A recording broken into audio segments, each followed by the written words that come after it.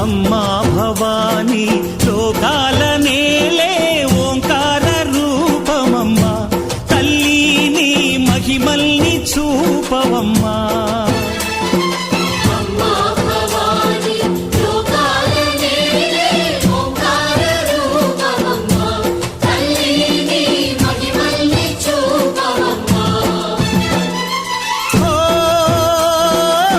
సృష్టికే దీపమా, శక్తికే మూలమా, సింహరథమే నీదమ్మా.